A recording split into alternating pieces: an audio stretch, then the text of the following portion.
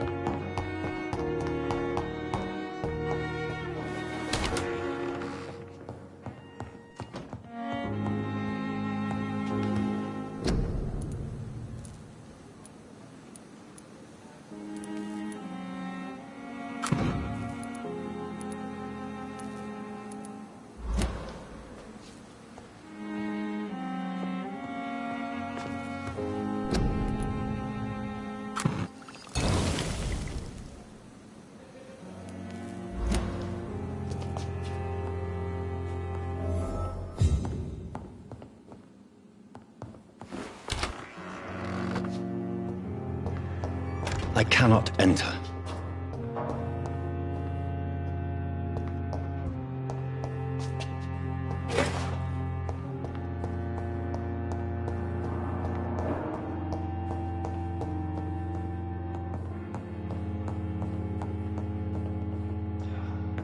Not now.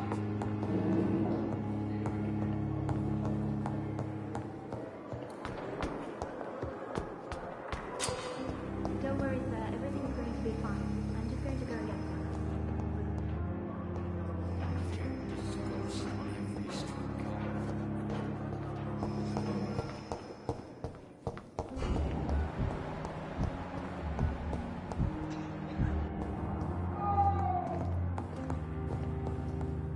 I'm all right. Finally, you've returned, Doctor. Did you find anything of value? Yes, nurse. You've worked your first miracle, Doctor. Now, this patient here needs immediate treatment. Duty calls. When the storm has passed, I'll show you how to mix the remedy yourself with the same basic ingredients. Many thanks, Doctor. When you've finished, you ought to report to Dr. Swansea in his office. He's been looking for you. Seemed pressing.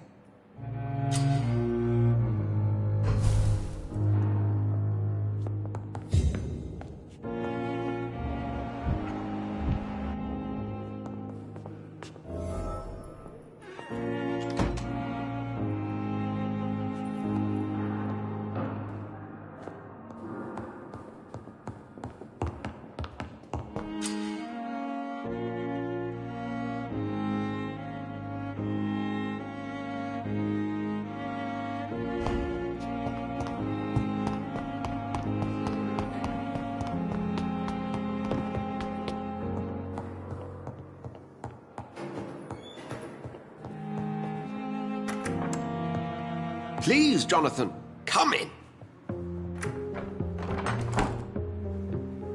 Fascinating, is it not?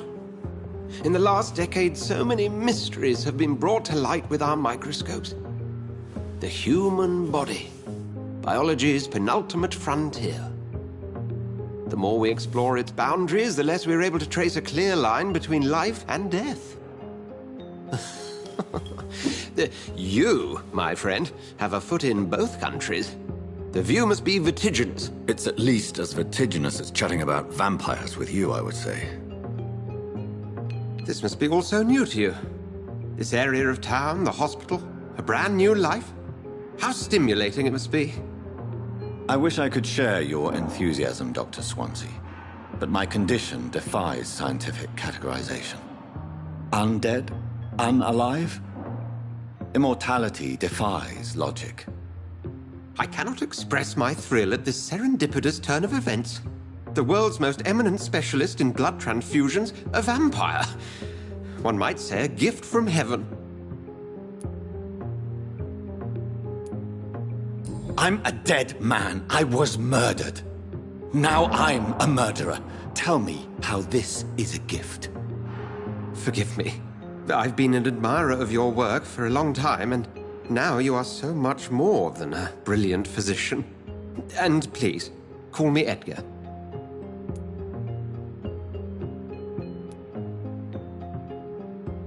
There is no need to apologize, Edgar. You offered me sanctuary when I had none. Very well. I have a task for you, Jonathan. Something that will require all your newfound skills. Please, go on. The Pembroke only survives through the generosity of our benefactors. Unfortunately, our main donor has found herself in a bit of a bind. Now, if you could help her out... A spokesman or politician is what you need. That's not my calling. And until I come to understand what has happened to me, I require discretion. Discretion is in order, Jonathan. Lady Ashbury has recently received rather indelicate correspondence that, if revealed, would jeopardize her position. And you would like me to eradicate this threat? By the stole, of course not. I would just like you to pay her a visit. Her ladyship is certainly near the tents outside, tending the sick. You can't miss her. Look for someone impossibly delicate. Accepted. I'll see what kind of trouble Lady Ashbury is in.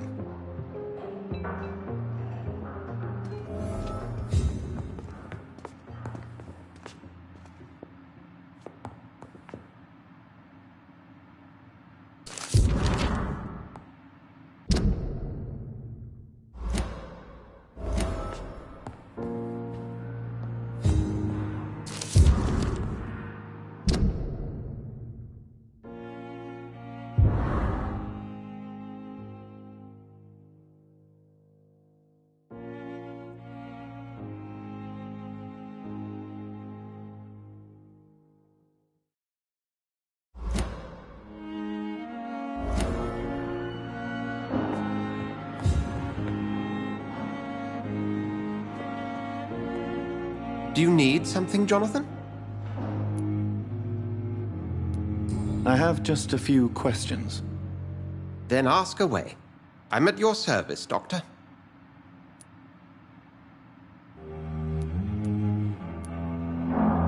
The man we pursued and slew in the canning factory, William Bishop, I believe, was he a vampire? He was a Skrull, technically speaking. The debate rages as to their classification. Some think them a subspecies of vampire, others something else. Just for clarity, what differences are there between myself and a Skrull? A Skrull is easier to eliminate, Jonathan, even if they remain formidable foes for the unprepared. Vampires... Now, vampires exist beyond the mortal realm. How do Skrulls come into existence? The name means slave. The etymology may indicate that they are a lesser species of vampire. From what I know, vampires tend to despise them. Since you seem quite the expert on vampires, what could you tell me about my condition and how it came about?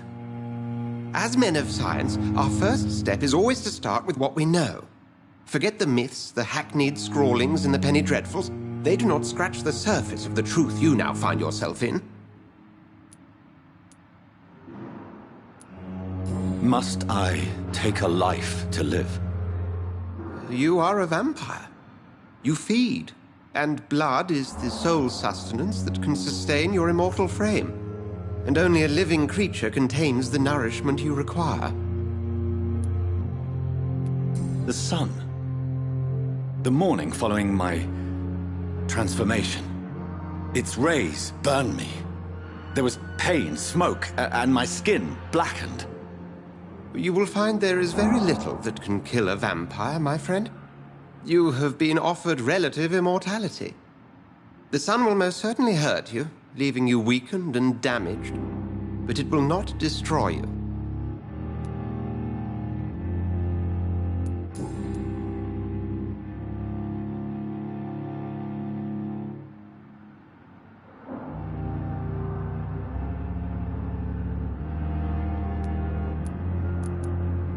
You mentioned something about a secret society. A brotherhood, if I recall. Could you elaborate? Certainly. I've been a member of the Brotherhood of St. Paul's Stole for several years. We are pledged to monitor and report vampire activity in England as impartial scientific observers. Yet you don't fear me. And still, you know the monster that lurks beneath the civilized surface. The Brotherhood has studied your kind for centuries. We believe you are as supernatural as a lion is to a gazelle. That explains your nightly wanderings about the docks and the questions you ask. I feel it wasn't mere coincidence that led us to that part of town. There was something as yet unseen that set those chain of events in motion. Since I'm the one working for you, what should I know about Pembroke Hospital? Well, for many years, we have been the only medical facility in this part of town that people can rely on. We support the community here, as well as provide health care.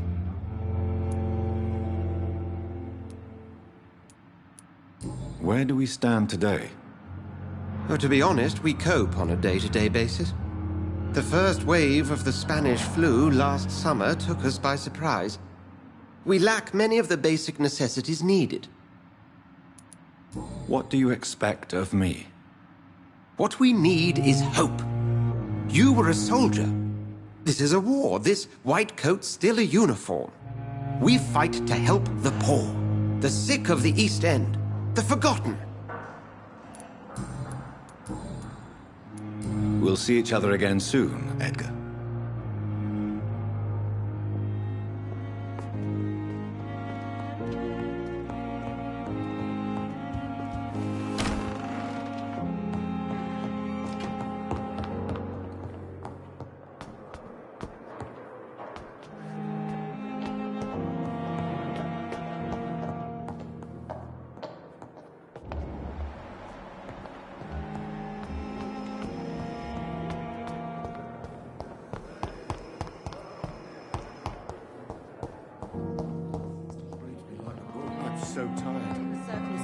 I'm this willing to shift give you the never ends. benefit of the doubt. Good evening, sir.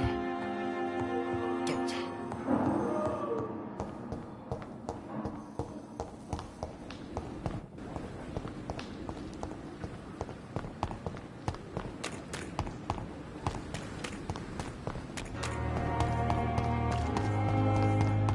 Another night with the glorious battalion of Pembroke. The flu took my dear wife, Emily. I take comfort knowing we'll soon be together again. Mr. Rainfield, that's no way to talk. You're in good hands here, and we'll be up again soon enough.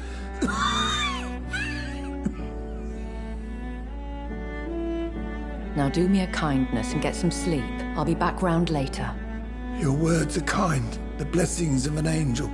You're the sweet, sweet Lady of Mercy.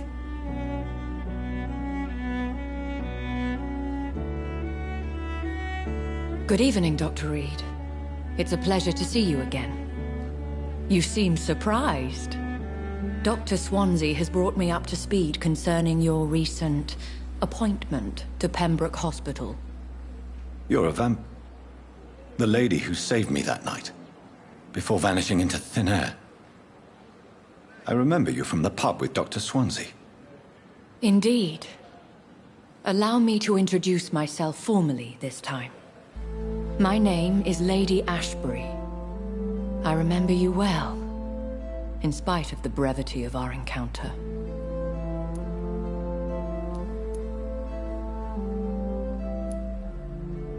So it seems our Dr. Swansea does indeed have a fascination for creatures of our constitution. Dr. Swansea is a remarkable man. Dedicated, one might say, obstinate?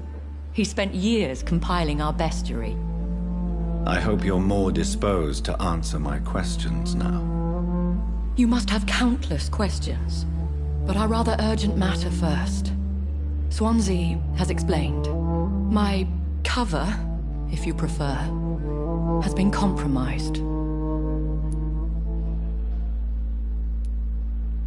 Dr. Swansea has commissioned me to be your agent in this matter. You could start by explaining what's amiss. These past insufferable weeks, I've been the victim of extortion. I've made a first payment, but the blackmailer grows greedy. I must refuse his most recent demands.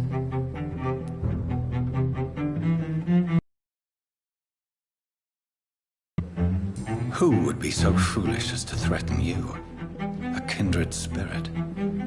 Even if it were the case, and I highly doubt it, a vampire would have asked for something more valuable than money. My suspicions lean toward a patient, or their family. Please continue. Every detail is essential. I'm your man. My embarrassment in this matter is eclipsed only by my shame at having put the hospital at risk. The threat from our anonymous scoundrel is clear. A list of dates. My visits coinciding with the dates of suspicious patient deaths due to massive blood loss.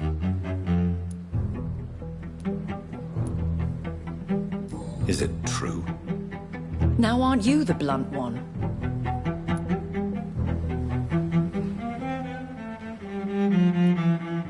Excuse my impertinence, your ladyship. This is not an interrogation. I assure you that this line of questioning is in your best interest. In all honesty, I'm not simply a patron to the hospital. My visits serve a dual purpose. Dr. Swansea has been treating my condition with a revolutionary technique of blood transfusion. It seems you are a specialist in the domain. I'll take care of it. Do you know where I should start? If that was the case, I'd settle the matter myself. You could talk to our local gossip, Harriet Jones. Not a pin drops here without her hearing about it. I'll meet that woman now. My life, as others know, is in your hands, Dr. Reed. I'm sure of your discretion, but I do fear your powers of persuasion will be put to the test. When this is resolved, I'll be your obligé. I'll answer all questions in regards of your condition.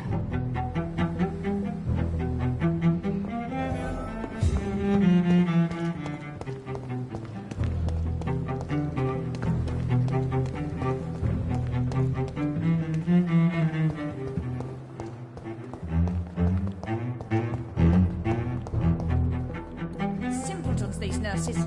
Bred with no respect.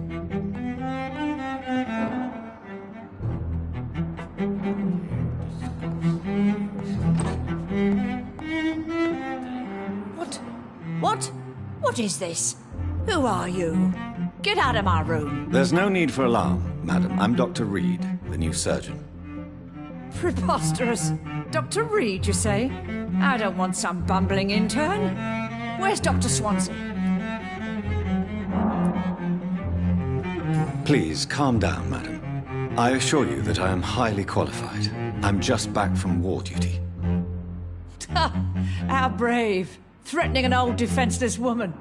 You know how long I've been a patient here? You've picked the wrong fight. I'm Harriet Jones. Harriet Jones? Indeed. I've been meaning to have a chat with you. You know what goes on here better than any other patient, I gather. Oh, better than any patient, nurse or doctor. I've seen so many vile undertakings. I heard there have been some despicable goings-on. Was there a case of blackmail? Blackmail? Wait. You're investigating something. This isn't a social call. One of those incompetent cunts slit a poor sod's vein.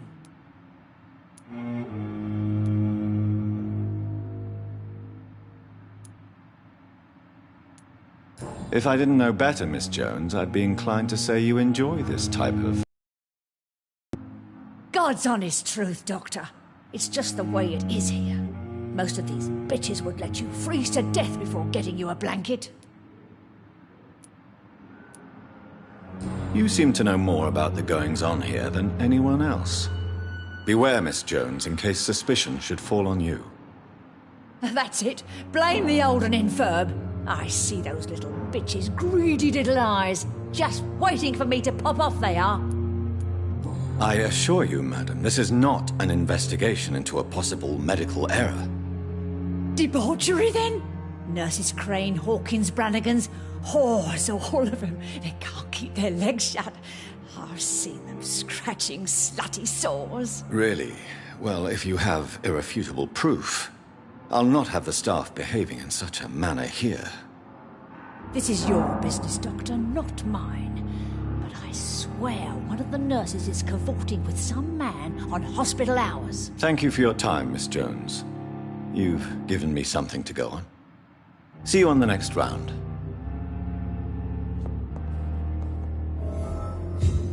The patients and staff might know something. I'll start my investigation with them.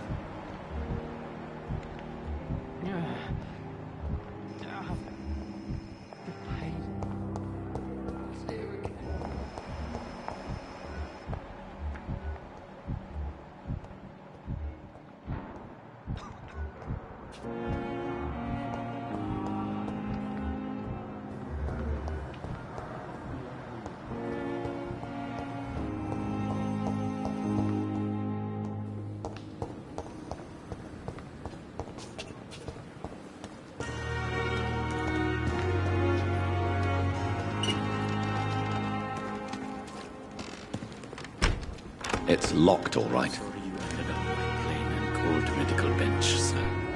I understand you must be very angry about this unfair situation. I managed to arrange to have you buried in the same mass grave as your wife. I hope that might help.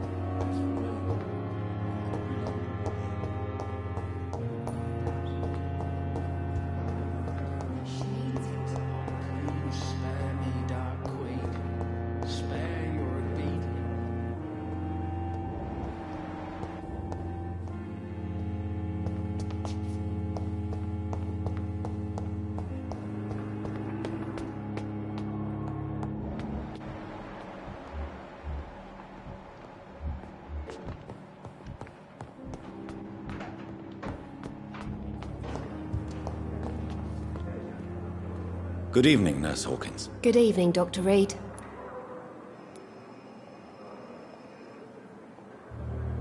What can you tell me about the strange man visiting one of the nurses during her shift? Let me guess.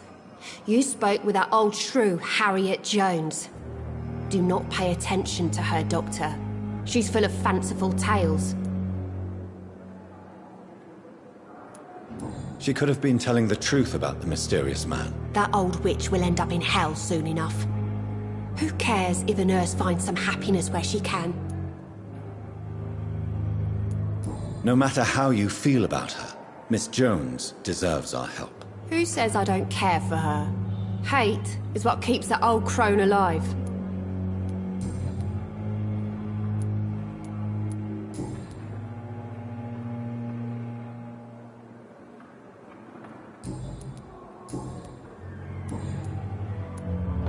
What can you tell me about the strange man visiting one of the nurses during her shift? Let me guess. Goodbye, Nurse Hawkins.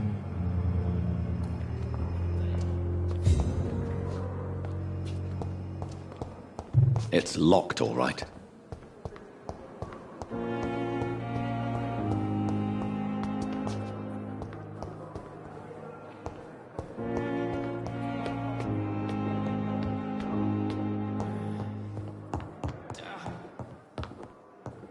I cannot enter.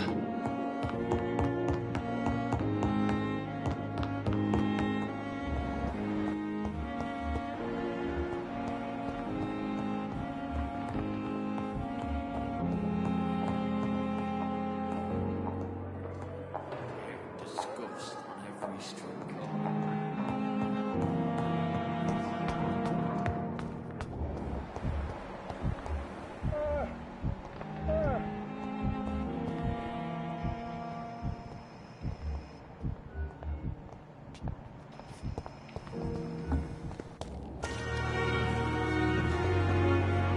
Good evening, nurse. I'm Dr. Jonathan Reed, the new surgeon here at the Pembroke. Dr. Swansea has already told us about you, sir. I'm Nurse Gwyneth Brannigan. Welcome to the Pembroke Hospital. Did he really? It's a good thing I wasn't hoping to keep a low profile. All members of staff have already read about your new blood transfusion technique. Dr. Swansea made sure of that. I see. Well, I'm a little surprised, but I suppose I'll just have to deal with this unexpected notoriety. You must know, blood transfusions are Dr. Swansea's primary subject of research. He is convinced it is the future.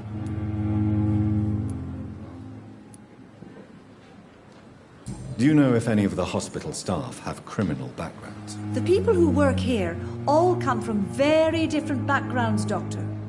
Just like the patients.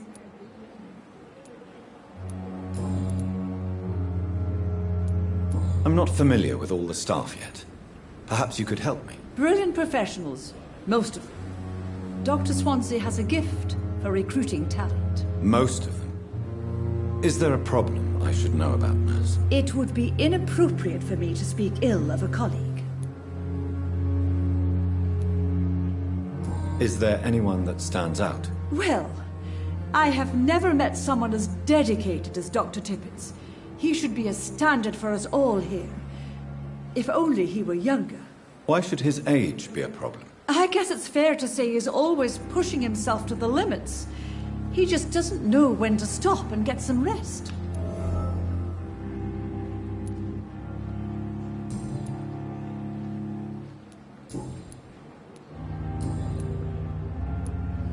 How are things here? Not good, to say the least.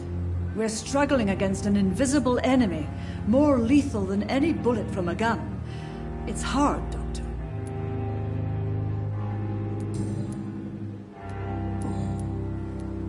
Have you seen a strange man visiting any of the nurses here? I've never heard of such a thing, Doctor.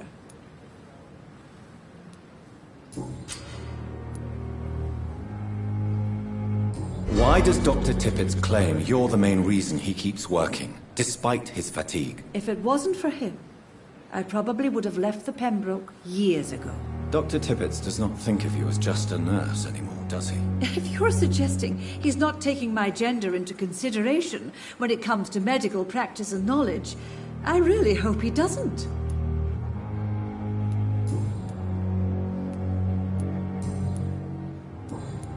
Goodbye, nurse. Call me if you need assistance.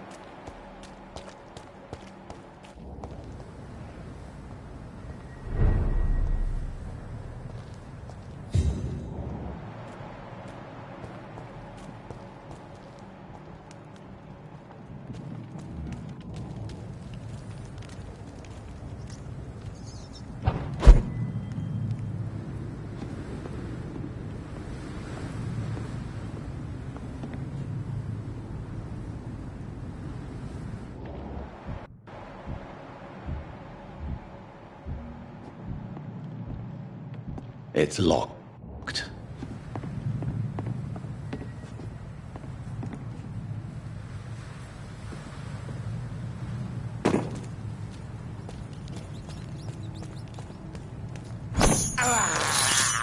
I can't believe I'm doing this.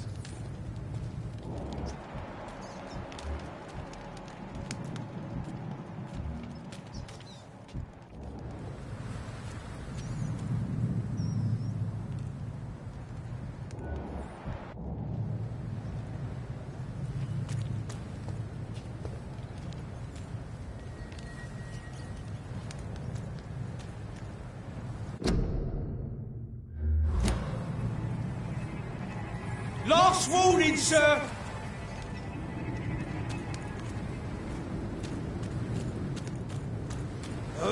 Get your weapons ready! We found one!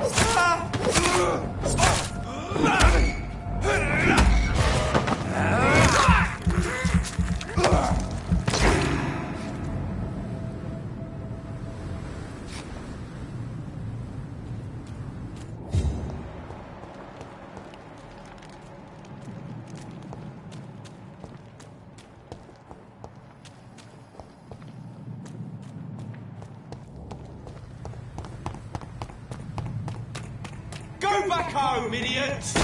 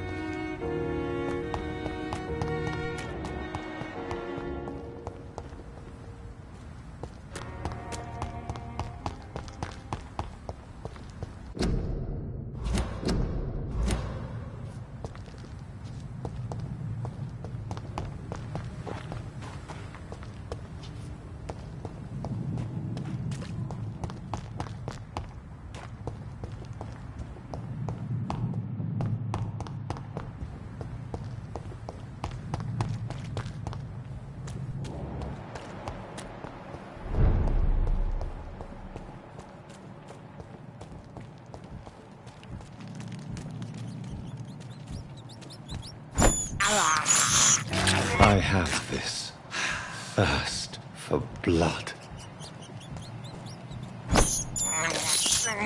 This is despicable.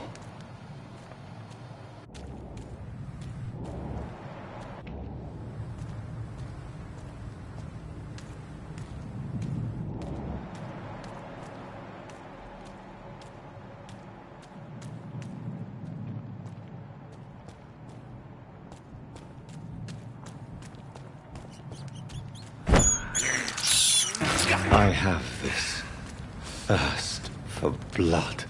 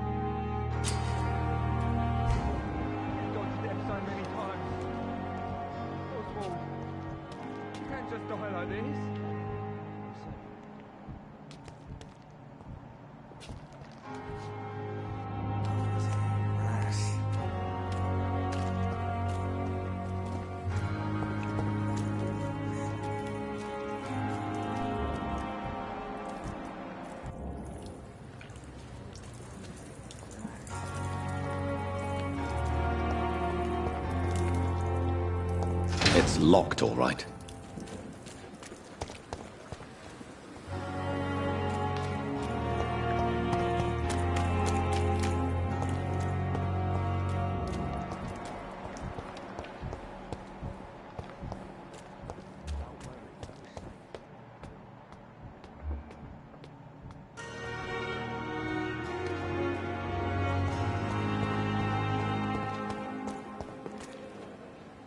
Good evening, Mr. Cox. Dr. Reed.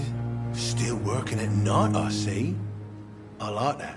And why is that? People who don't sleep at night always seem more alive to me. More interesting, one way or another. Have you heard of any underhand dealings going on in the hospital? Blackmail? That's not my style. Too risky. The black market, though. Now that's where the money is.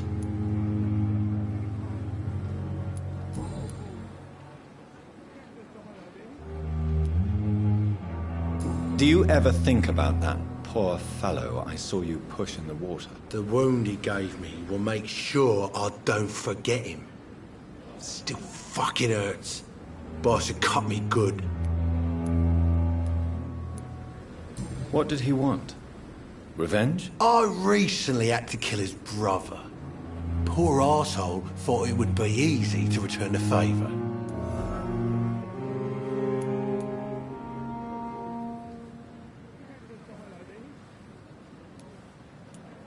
Only the strongest survive, then? Survival at all costs. Is that all you think about? I'm the toughest bastard you'll ever meet, Dr. Reed. And I don't give a fuck what you think of me. That man was determined to murder you. You almost died. What a surprise. The first time I met him, he nearly shit himself. Fucking coward. Well, I guess revenge gives you balls.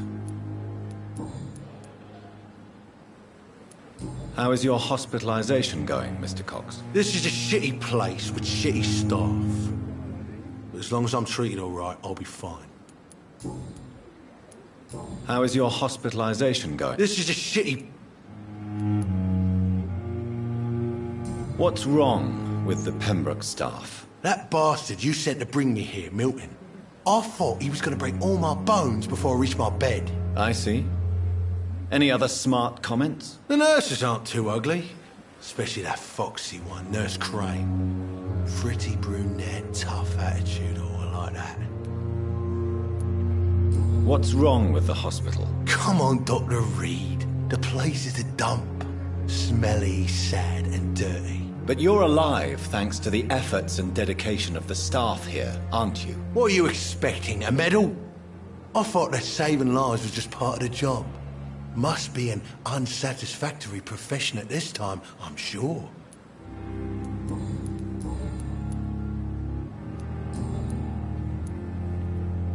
How long do you think you can escape the law, Clay? I know this city like the back of my hand, Doc.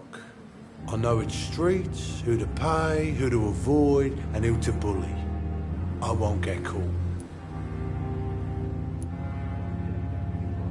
We can't escape the consequences of our actions. The past catches up with us in the end. I ain't afraid of death. I don't hide who I am. I live my life honestly, which is more than I could say for most folks. And who are you, then? I'm the leader of the Wet Boot Boys. One day, I'll leave this shitty place and punch in the face all who thought I would not come back.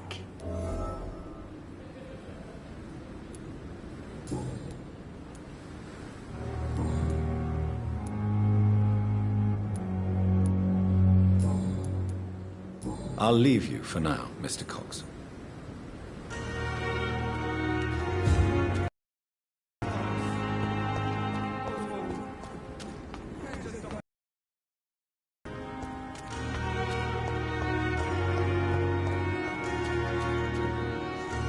Please, sir.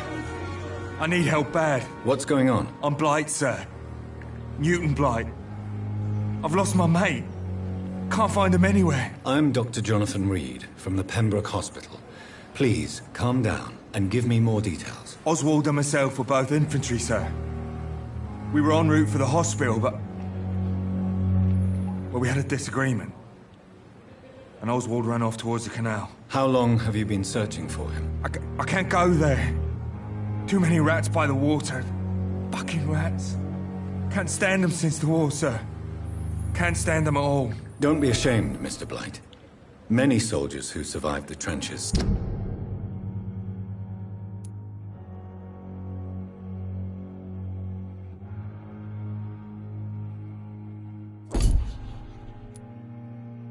suffer from musophobia. I'll see what I can do for your friend.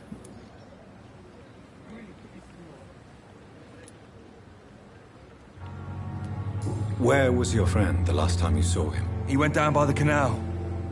He didn't want to go to the hospital. I think he went to the sewers on purpose. So I couldn't go after him. This is a dangerous part of town. What are you doing here? We were looking for the Pembroke Hospital. We both need help.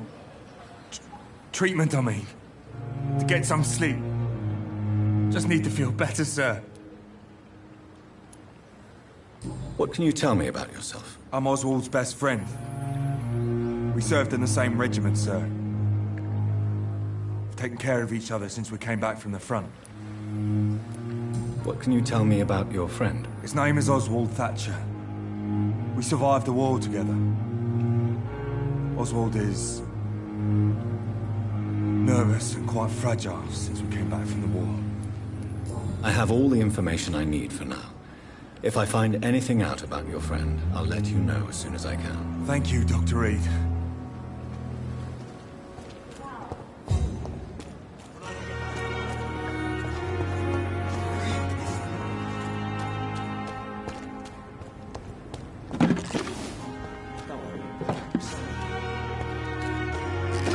We've dodged death so many times. Is this supposed to be us?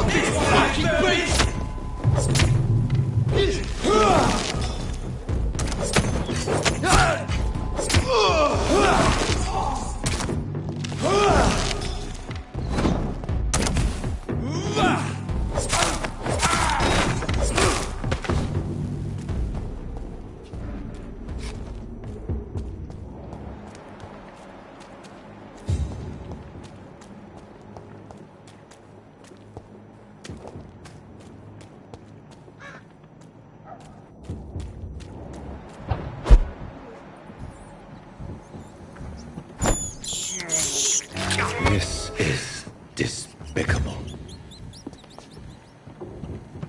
I can't believe I'm doing this.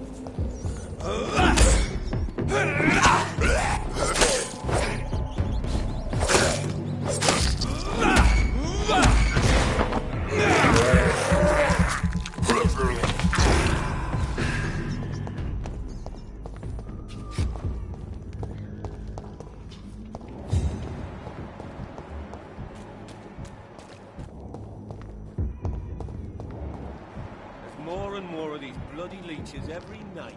Aye. But the guards recruit more and more every year. When did you join the guard? 2 days ago. This is my first patrol.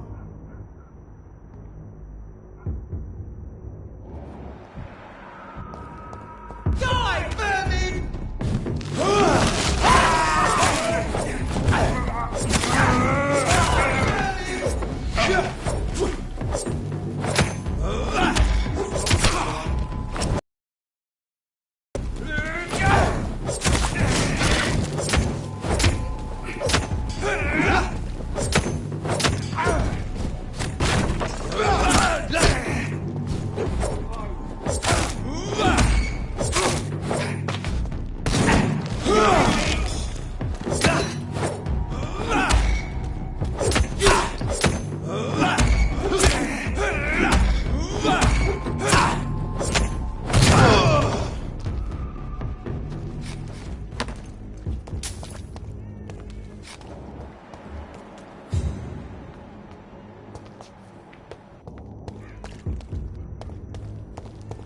Please open the door, sir.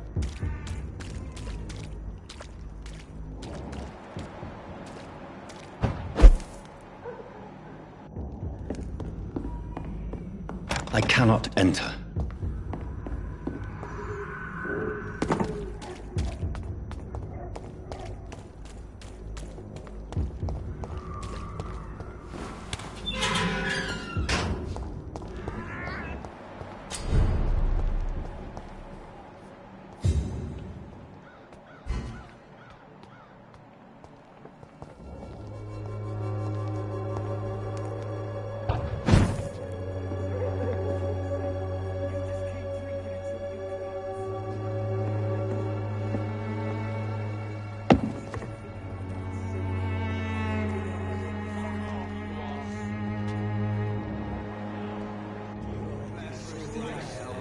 Fuck you all!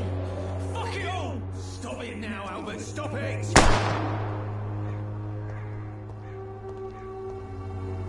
The wet boots will be proud of me.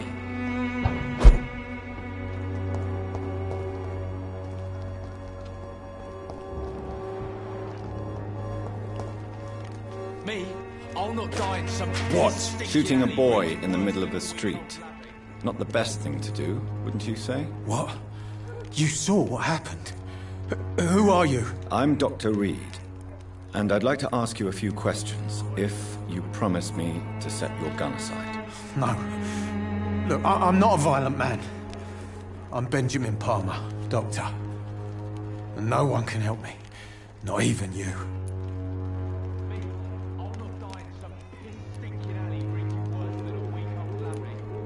Do you know Nurse Dorothy Crane from the Pembroke Hospital? Have you heard anything? It's funny, I've been searching for her too. I need some pills. But the woman is a phantom, if you ask me. Really? And why is that? Word is she ain't real. She's a cover for some doctor who runs an illegal dispensary for migrants. I have found a very interesting letter. Your son planned to prove his worth to the gang by stealing your medicine. Oh, I see. So the little bugger thought he could use his dad to build a reputation. The gang's recruiter was dead when I found him. Perhaps you should take better care of your son. I love my Albert, sir. Believe me. He's just well, I'm an arsehole, I suppose. Anyway, thanks for the letter. This is for your trouble.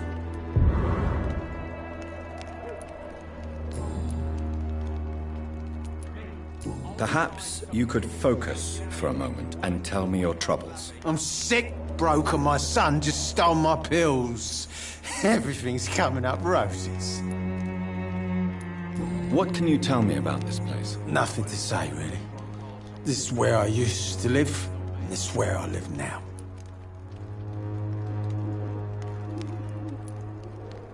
You don't have anywhere to go? No family that would welcome you? Not since the death of my wife, Albert's mother. She was sick, you see. Long before the flu and all this shit. You mean you used to have a better life? Yeah, I had a wife, a home, and a job. I even used to have a name. And now I'm just Ben. Ben the Tramp.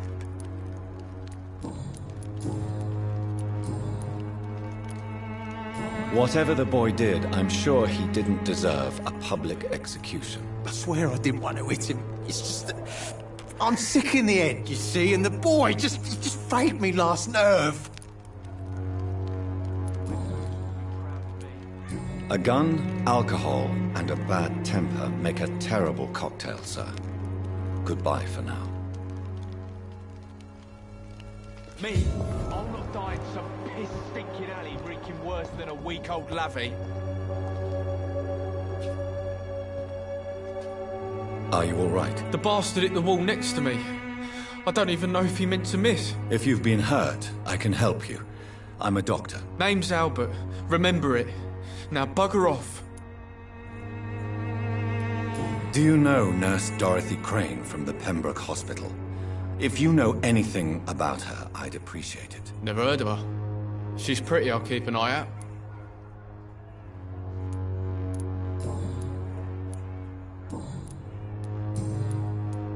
What happened? Did you really steal that man's medication? Hey, I didn't do anything, it ain't me.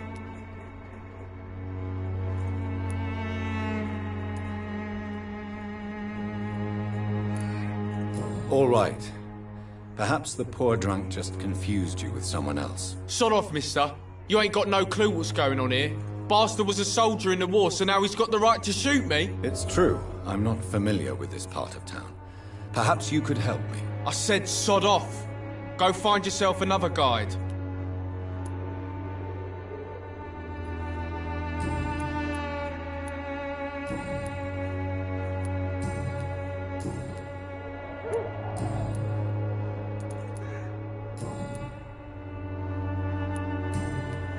Goodbye, young man.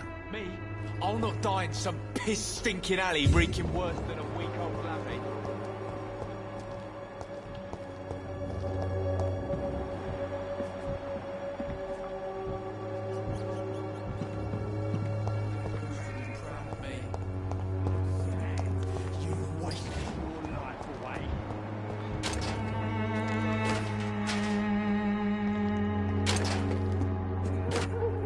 Good evening, Benjamin. Can I help you? I'm afraid not, Mr. Reed.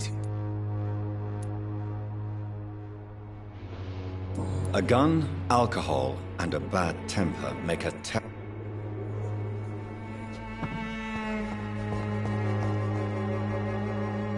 Good evening, miss. Good evening, sir.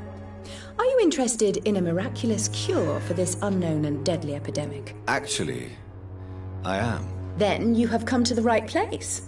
The famous Swanborough cordial is all you need to help keep you in perfect health. Oh, really? Why didn't I hear about it during my studies? I'm Jonathan Reed, by the way. Dr. Jonathan Reed. Ah, my brother has spoken of your research, sir. I'm Loretta Swanborough, and it's always a pleasure to meet a fellow healer.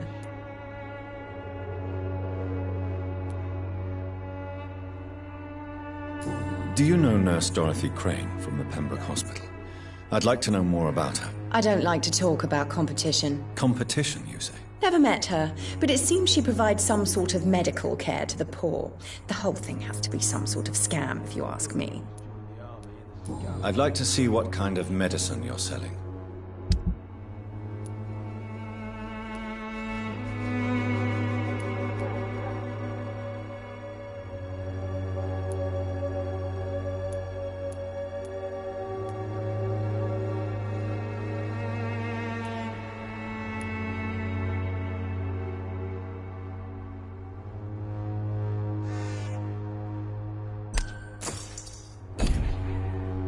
Its effectiveness has been proven by many. Even the flu is no match for Swanborough cordial.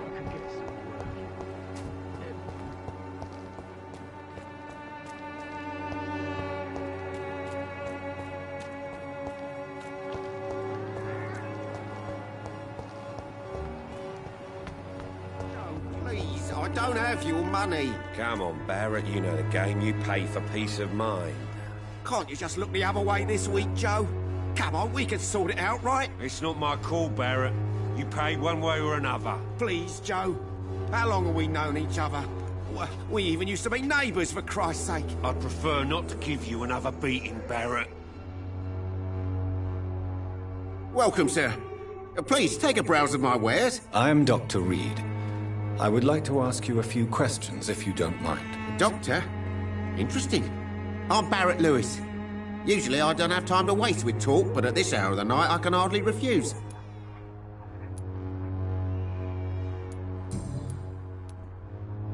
How is business around here? Business? I have no business.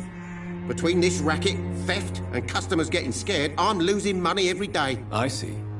Sounds like you blame someone in particular for your situation. It's no secret Joe Peterson spends his time harassing merchants. But with me, he's trying to put me out of business once and for all. As a merchant, you see Whitechapel every day. Have you noticed anything out of the ordinary recently? Well, you mean besides the epidemic, the war, and all the usual crap? As long as I can remember, this part of town has been a bottomless pit, and no sign of the bottom yet. Have you been hurt? No, but that's only because I ran like hell. Those men were raving lunatics, I tell you. Not even able to speak anymore, just screaming. Violence is increasing in the borough. Yeah. A few nights ago, some blokes jumped me. Came out of one of the condemned workshops. Fever, madness, something like that. Where did this happen? Why did you go there? In the closed workshops nearby. I worked there as an apprentice in better days. Now I only go to find trinkets or tools. Too bad I was mugged, though. There was good money in that little box of loot I lost.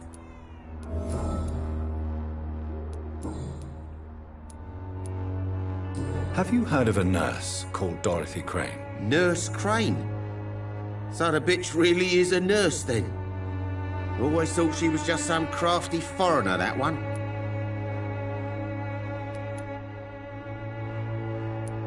So she's trying to help her fellow immigrants.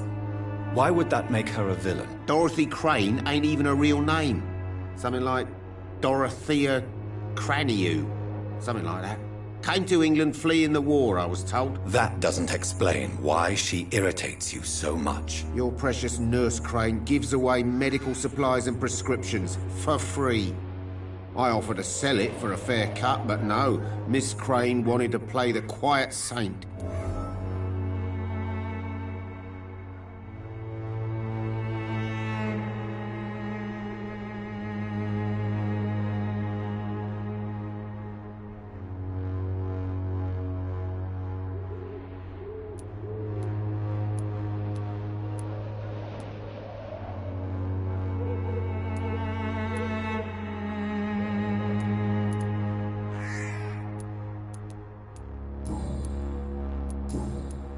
Right then. Show me what you have.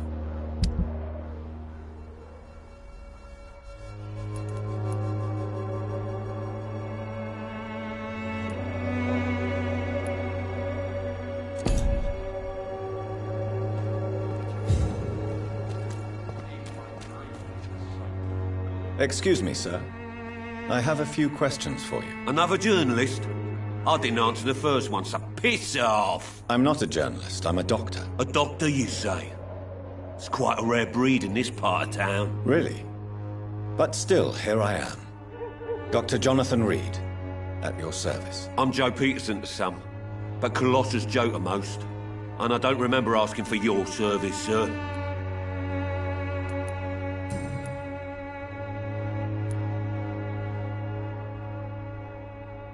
How did you become the local bully everyone is afraid of, Joe? There's no pride in roughing up poor bastards. But this is the only job I've found. And it pays well, too. A job? So you're racketeering for someone else? I got enlisted by the Wet Boot Boys, a gang from the docks. I'm their muscle for their dirty work.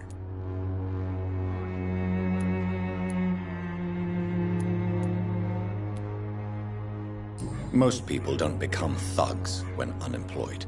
This is a choice you made. I don't care what you think, sir. I do what I have to do for my own reasons, and that's that. I'm not sure Mr. Lewis would agree with your by all means necessary philosophy, sir. Oh, do you really think he's the poor victim here? Barrett can be as sneaky as anyone. Long ago, I even called the bastard my best friend.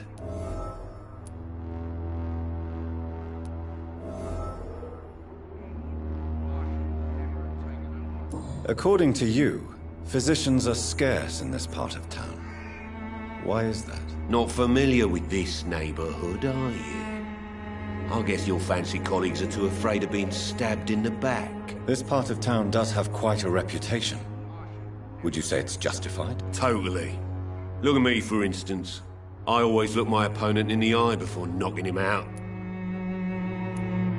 May I ask what you do around here? I do whatever I want, and sometimes even more. Now sod off. Have you heard of a nurse named Dorothy Crane? She's a colleague of mine, and is supposed to live around here. Dorothy Crane? Yeah, I know her. One of the few good souls who dare to help the sick around here. Could you please tell me more about her? She's a nice girl. Tries to help the migrants. I offered to give her a hand, but she said my reputation would attract too much attention. Goodbye, Mr. Peterson.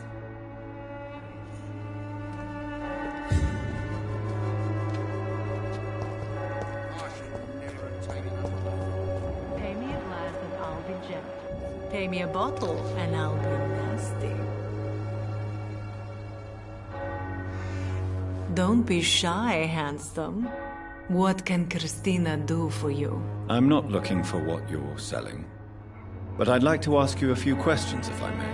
I'm a doctor. Dr. Reed. All right then, but be quick. Though I usually get paid when I open my mouth.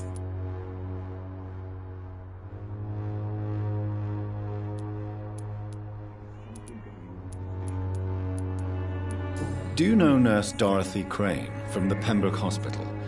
Anything you can tell me about her would be helpful. I don't know her, but I know her name is Dorothea Crasionescu. She came from Romania like me and many others. You seem to respect her. Dorothea helps the sick people of Whitechapel. Everyone should respect that. Christina, have you been examined? The epidemic is spreading fast in London, and you could be exposed, or expose others. I don't like doctors or hospitals, but I don't like you asking questions.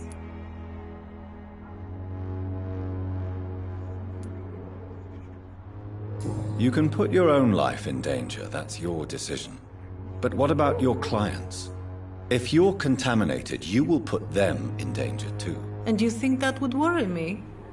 If you knew the men I deal with, their health would not be what you'd worry about. Considering your line of work, I assure you it is only a matter of time before you have health issues. If it is going to happen, it will happen. Right now, I need money. That's what's important.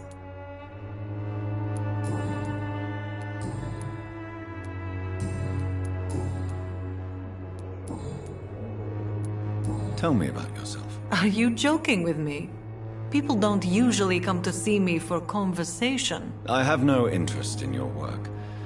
I am, however, curious as to what led you into this career. Short story. The war, exile, and England. This country is not especially welcoming. I've been refused many jobs because of where I am from. I had few options left.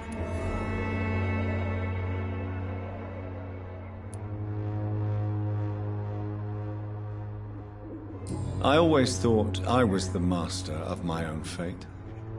But now I know we don't always have control over our lives. I don't judge you. You know, this money is not only for me. I have good reasons to need this money quickly, but it is not your concern, Doctor.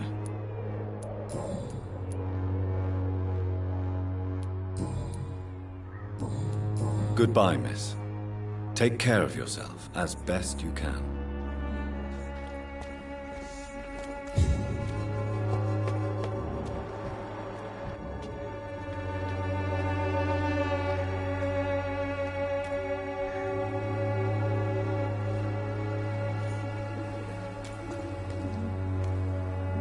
Forgive my interruption. Do not apologize, my son.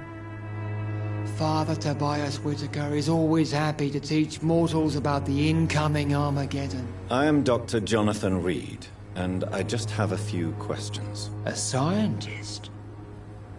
You are much more lost than I thought, my son. Do you know Nurse Dorothy Crane from the Pembroke Hospital? I'd like to know more about her. I don't like the liberal ideas of nurses, but I especially abhor that Nurse Crane you mentioned. Why do you hate Nurse Crane more than other nurses? Before coming to London, she was a member of the communist resistance in her country. That's what happens when you let a woman get involved in politics. So you're not exactly a fan of Florence Nightingale's work. But nurses are essential for modern healthcare. Nuns should be the only women allowed to take care of male patients. It's obvious only they have the necessary moral fiber.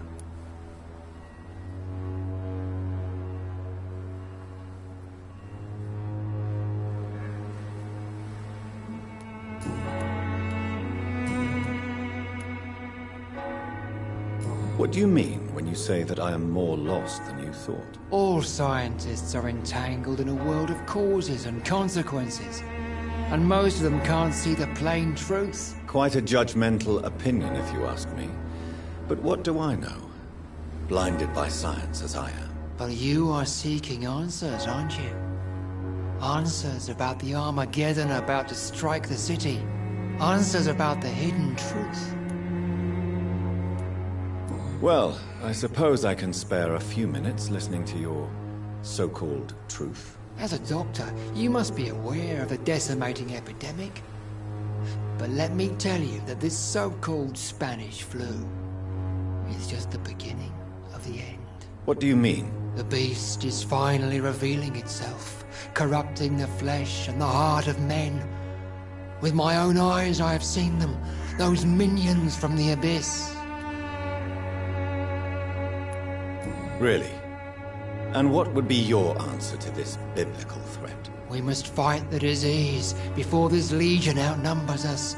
But not with scalpels and microscopes. No. What is left then? Cleansing fire.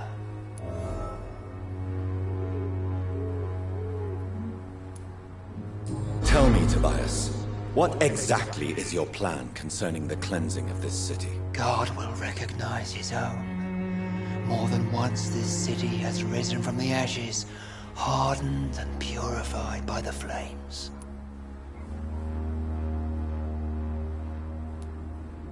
Science and progress are our only hope against the monstrosity hidden behind this epidemic. See, Doctor?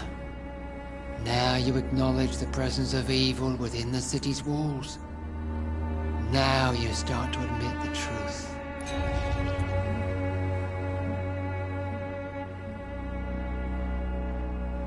What do you mean when you say that I am more lost than you thought? All scientists are entangled in a world of causes and consequences, and most of them can't see the plain truth. Quite a judgmental opinion, if you ask me. But what do I know? Blinded by science as I am. But you are seeking answers, aren't you? Answers about the Armageddon about to strike the city. Well, I suppose... As a doctor... What do you mean? The beast... Really? We must... What is... cleanse it. Tell me, Tobias. God, what... Science... See, Doctor?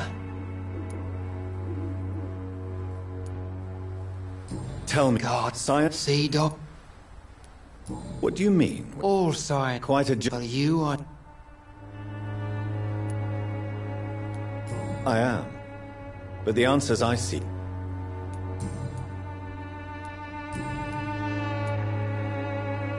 Have you any friends? Any family left in these terrible times? No. But I have a disciple I see as my son. He is so devoted. I sent him to preach the good word in the heart of this corrupted city. Where did you send him? I sent Samuel to the Stonebridge Cemetery, where the pestilence and evil grows night after night. You sent him on some preaching crusade during the epidemic. As a true believer, Samuel will fear no evil while he walks through the valley of the shadow of death.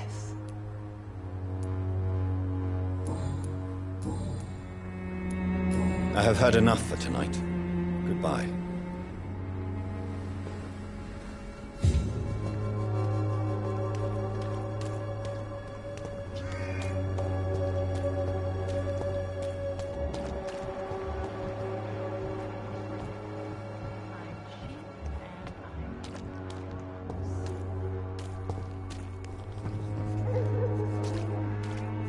Pay me a glass and I'll be gentle. Pay me a bottle and I'll be nasty.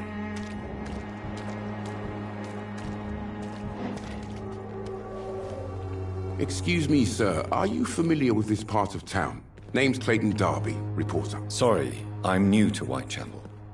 But perhaps you could help me since you're a journalist. My name is Jonathan Reed. Dr. Reed, the famous surgeon. I'll gladly help if I'm able, sir.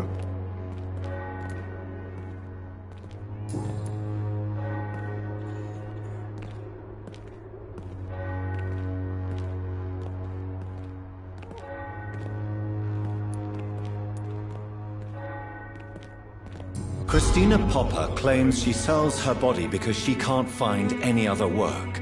Do you believe her? Of course I do. Her story is exactly what I want my readers to understand. We live in an intolerant and divided nation. Do you think things will ever change, Mr. Darby? I believe the situation can only improve.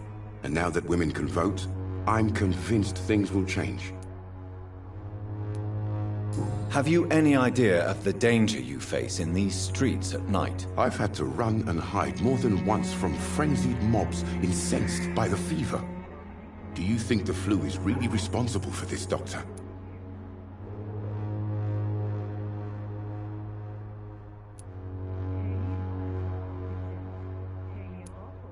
I'm convinced there is more at work here than a simple epidemic. Really? To be honest, I could say the same. Some of the sick I saw or heard of. My God, what happened to them? What is a journalist doing in this borough after sunset? He goes where none of his colleagues would dare to go, to inform the country. So you risk your life to reveal the truth. I saw many reporters do the same during the war. Whitechapel is the crucible of so many untold stories and tragedies. I want people to know them. That's quite honorable of you. But is the public interested? Not at all, sir. And that's why I'm an independent journalist, hoping to sell some stories.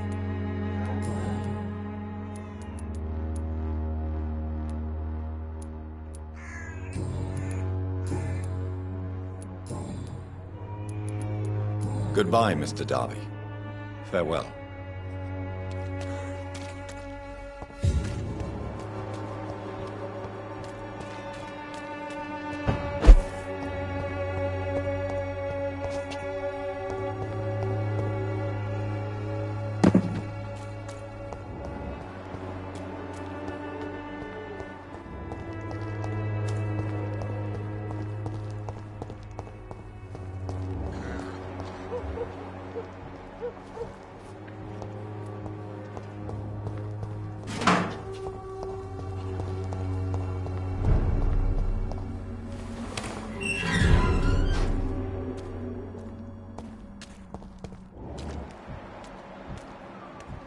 Best stay back, sir. Over there!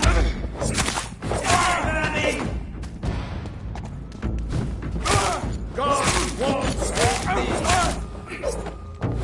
I shall.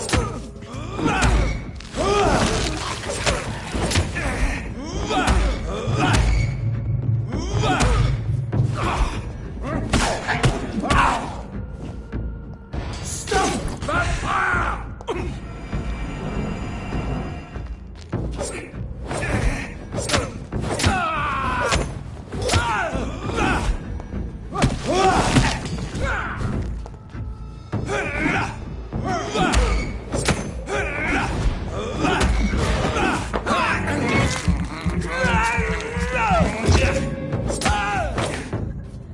This man stunned me with his face. His crucifix. This is not good news.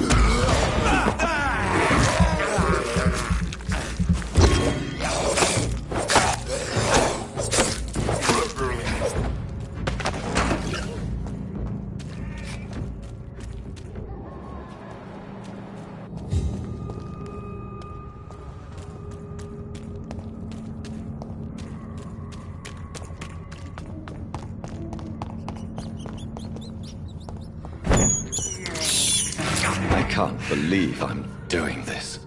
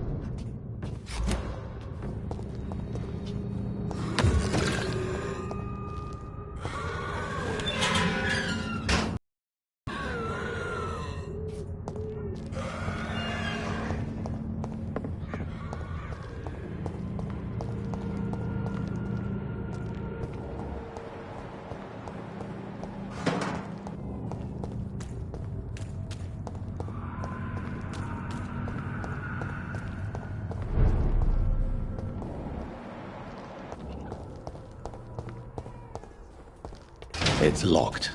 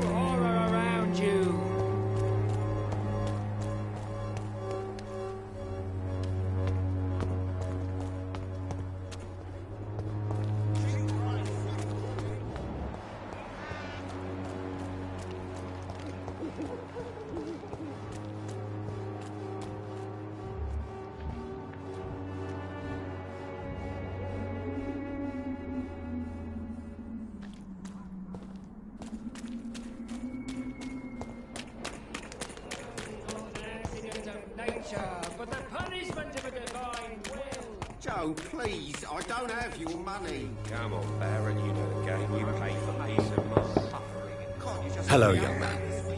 I'm Dr. Reed, and I would like to ask you a few questions. May I enter, please? Sorry, no, sir. My father does not like people entering our house, you see.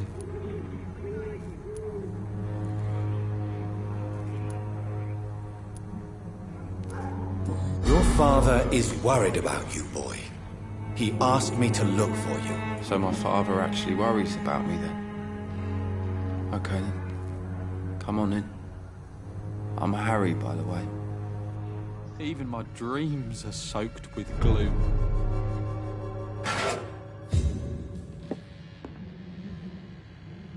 So, may I ask you a few questions? I'm not bothered. What could be worse? How do you feel? I'm fine. I mean, it's not easy every day, but I'm fine. I'm just tired of being sick all the time. If only I could be tough, like... Well, you know. Speaking of which, what can you tell me about your father? My father is an idiot who makes idiot things. That's all I have to say. Forgive my bluntness, young man, but you don't seem happy living in Whitechapel. Why should I? I never wanted to come here in the first place. It was my father's decision. And look around you. Does this look like a nice place to live?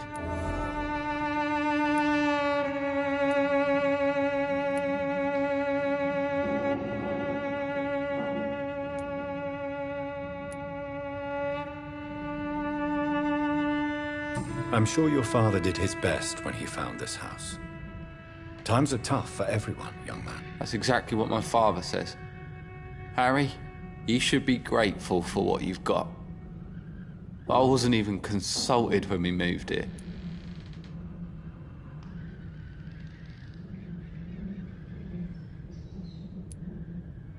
If life here is so terrible for you, why don't you just leave this place?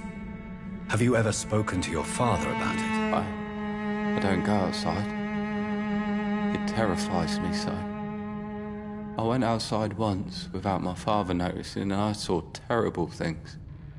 Bloody and frightening things. So that's why you stay at home all day?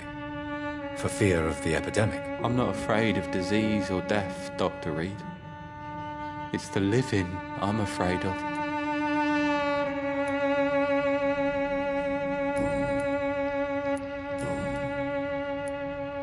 Your father and Mr. Lewis used to be good friends. What happened, Harry? I was young then. I don't remember Mr. Lewis ever coming back again after my mother died. Or was it after my father started bullying him? I don't know. Have you tried speaking to Mr. Lewis about it? I don't go out often, but yes. And he scolded me and told me to leave him alone. I guess my father frightens him too much. But you are not responsible for your father's actions. Am I not? Dad always says that he joined that gang for my safety. So if I wasn't born, people wouldn't be worrying about Colossus Joe. Do you know Nurse Dorothy Crane from the Pembroke Hospital? I'd like to know more about her. Yes, I know her. She came here to examine me when I was very sick. She said I should go out more. Goodbye, young man. Take care of yourself. Is there only pain and suffering in this world?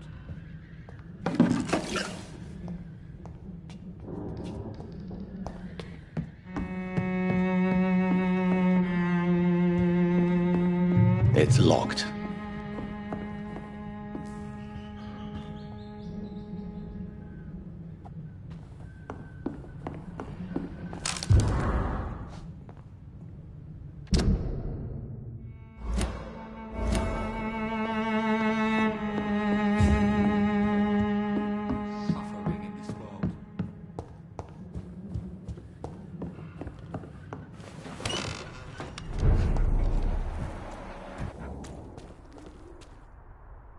You again? What do you want this time?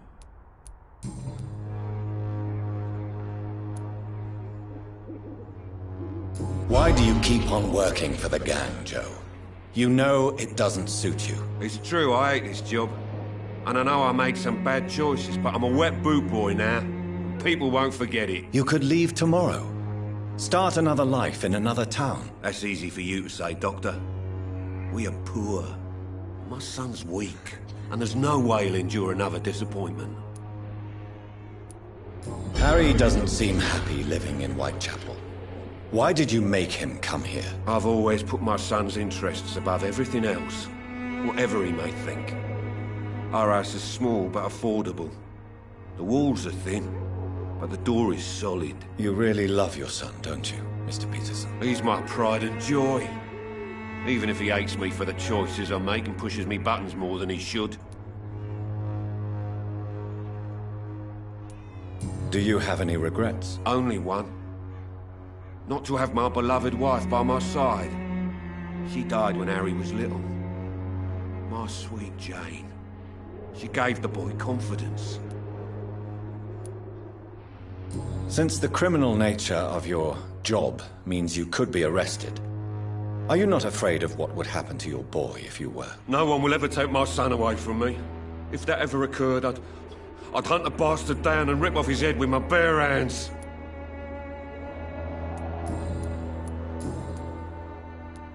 Goodbye, Mr. Peterson.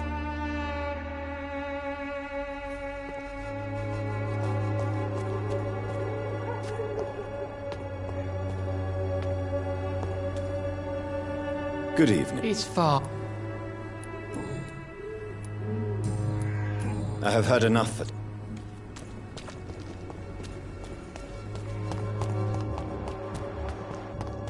There is something going on in this district. I don't know what. Good evening. Change your... Goodbye, miss. Take care of yourself.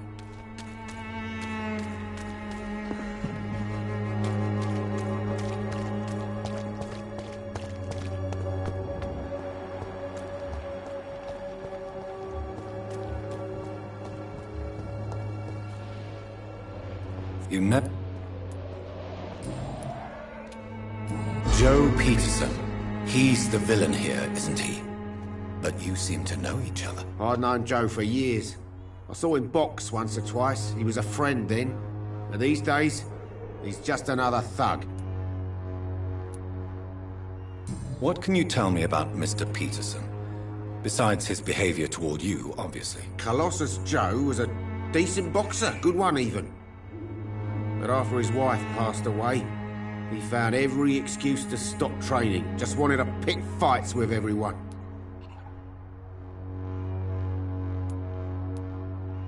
Without making excuses for him, it's safe to say that despair can poison even the sanest mind. We've all had some rough times, ain't we? But most of us don't use our fists to see us through. And no one has ever stood up to this thug. Nobody would be fool enough to stand against a wet boot boy. What do you know of Harry Peterson? The boy seems so fragile. Not like his father at all. Harry's a good boy, but he spends most of his time complaining. He's had it tough, all right, but he needs to grow a pair. What troubles him exactly? Well, despite being his father's son, almost everything, I think. He never wanted to come to Whitechapel in the first place. Hates this place more than most of us. Goodbye for now, Mr. Lewis.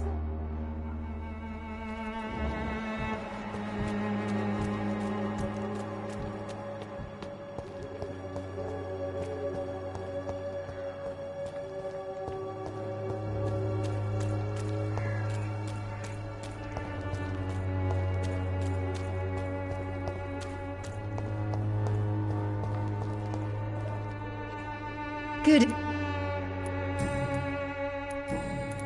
Goodbye, Miss Swan.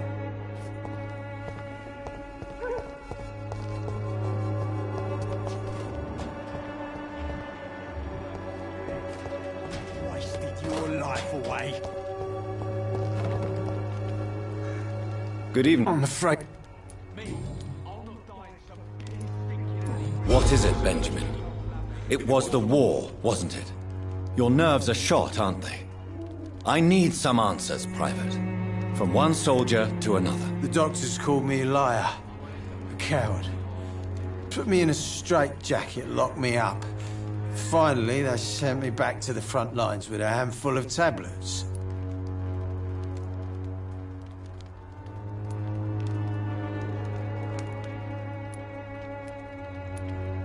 Yes.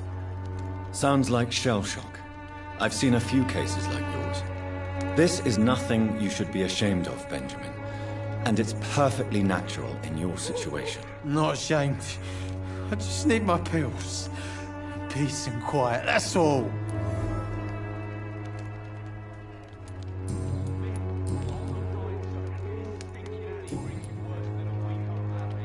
A gun, alcohol, and a...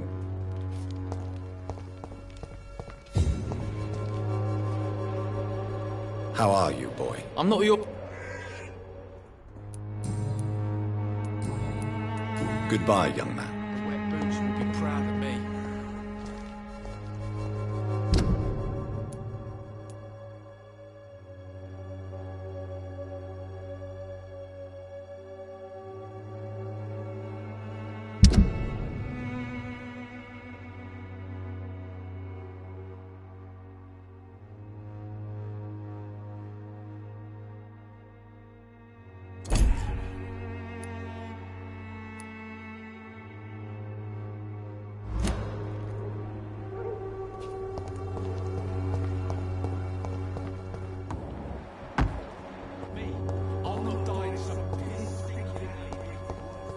I cannot enter.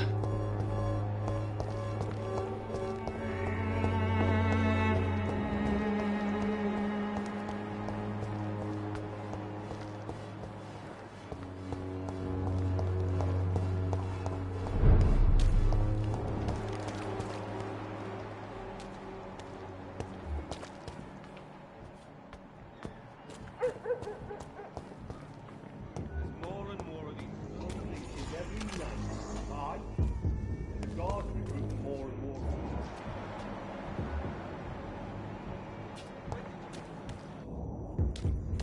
days ago. This is my first patrol.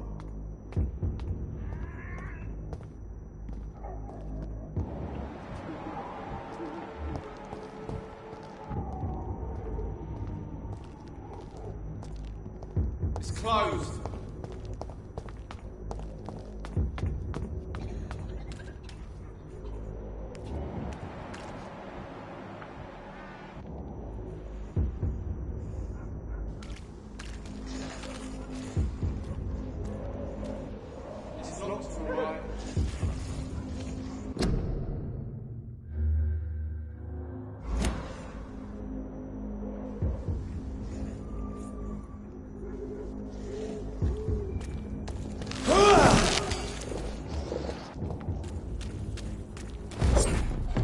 This is locked, alright.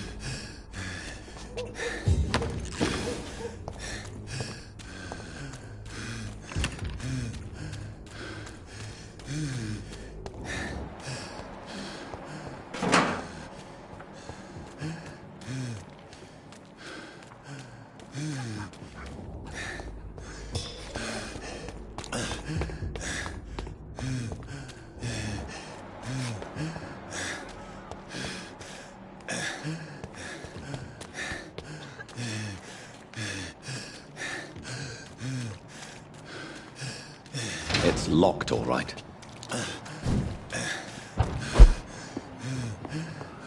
I cannot enter.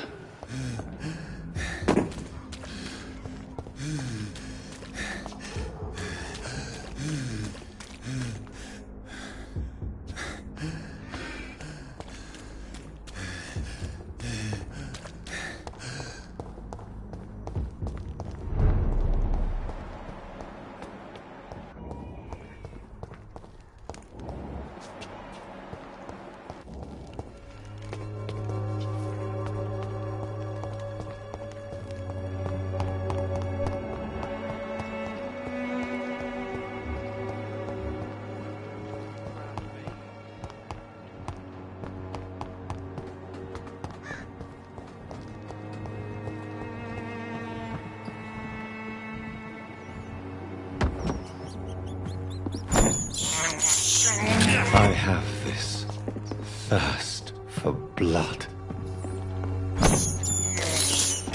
This is despicable.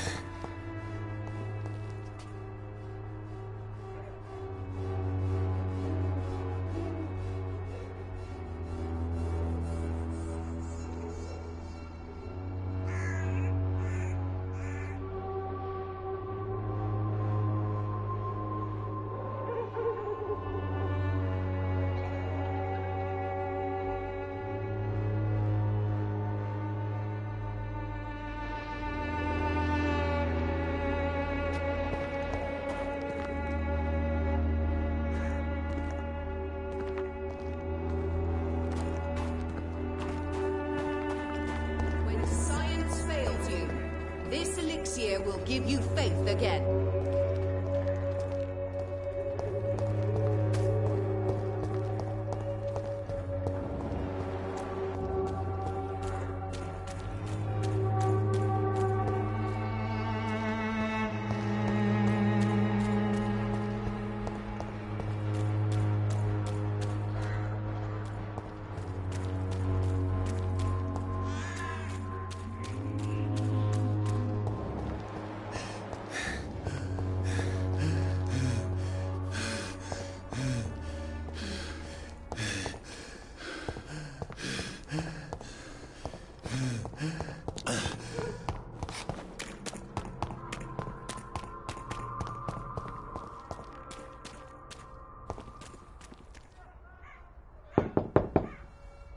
I will return later.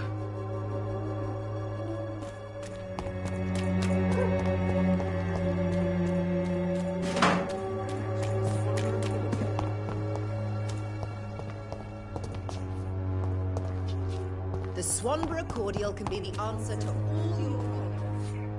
As long as you have the money.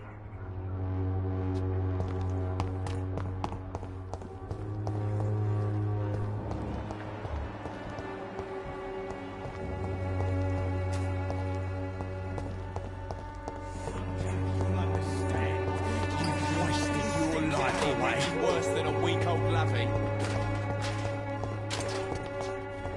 It's all a bloody joke to you, isn't it? Stealing drugs from the sick and suffering.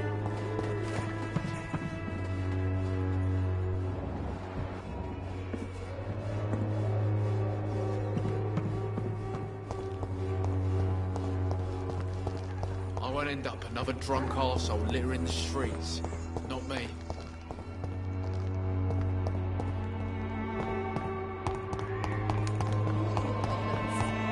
As long as you have the money. Someday you'll understand. You've wasted your life away. It's better.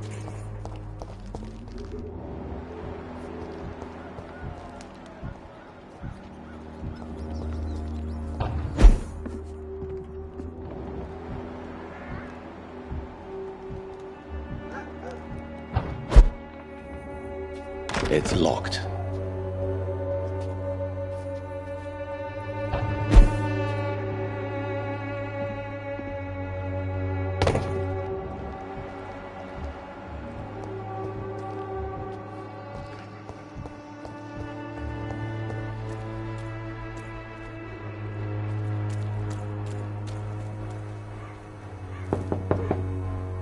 Good evening, Harry. May I come in? Sure. Sure. Even my dreams are soaked with gloom.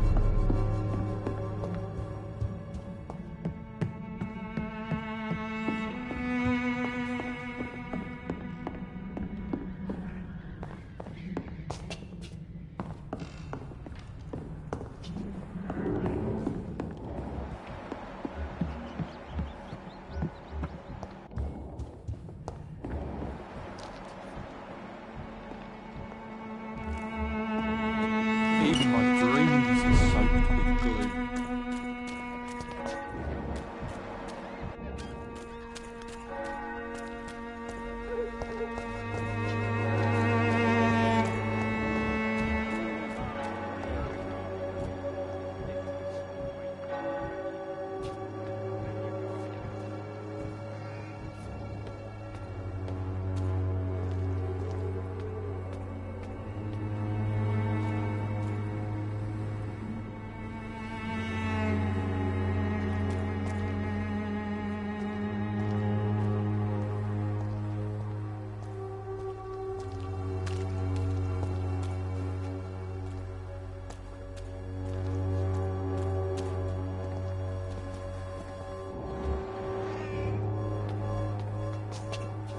The walls of your home will not protect you, for there is no protection against malevolence and trickery. Come on, take a look. Don't be afraid.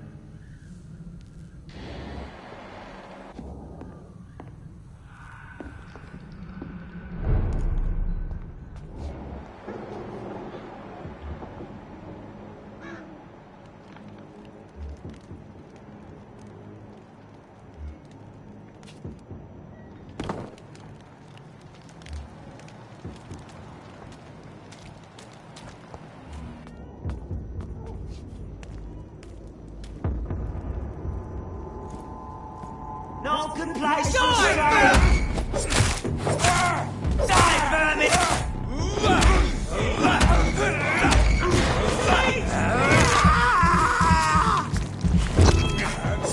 That leech is false!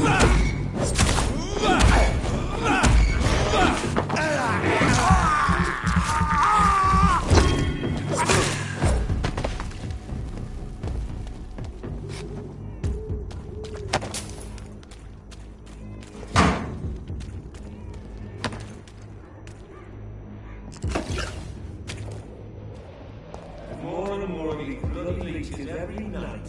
Aye, but the guards recruit more and more every year.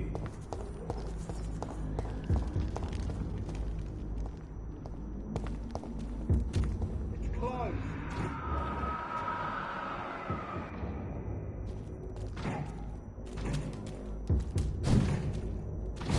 Open it! We've got one of them!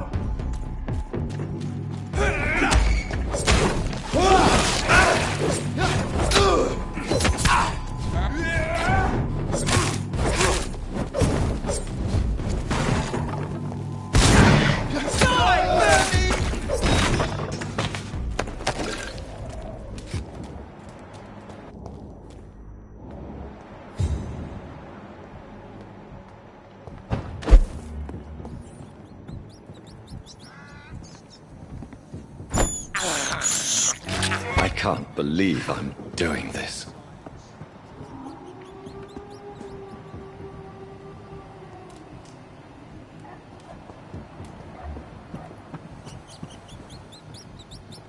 If you spot one, fire!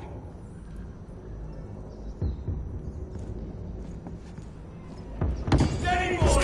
Keep on the move! Don't take a chance! I'll kill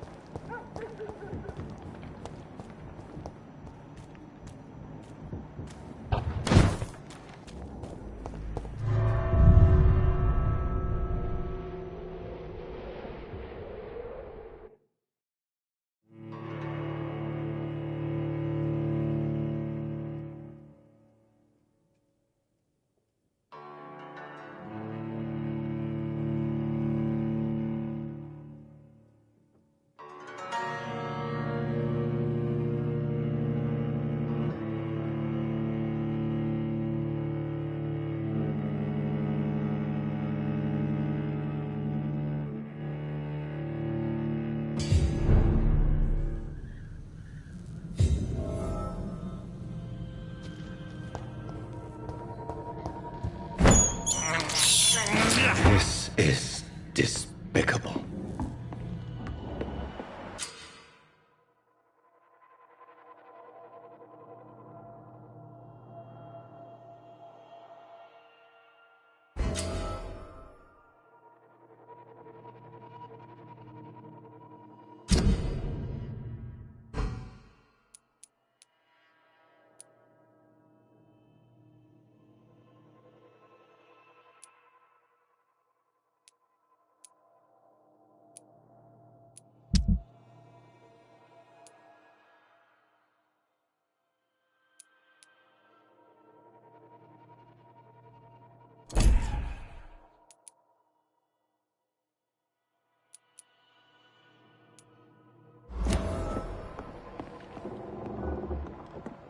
I cannot enter.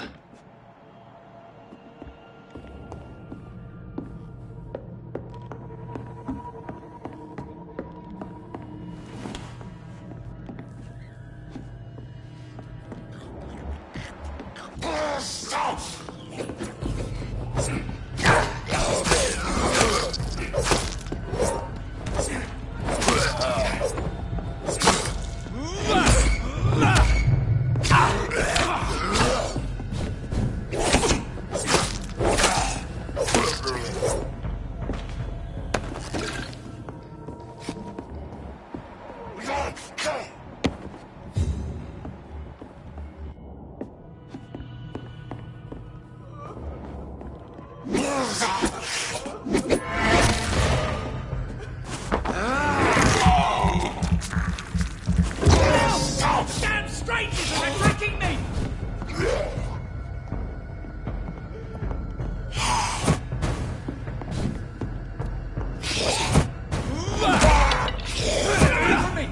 Don't touch me with your disgusting hands!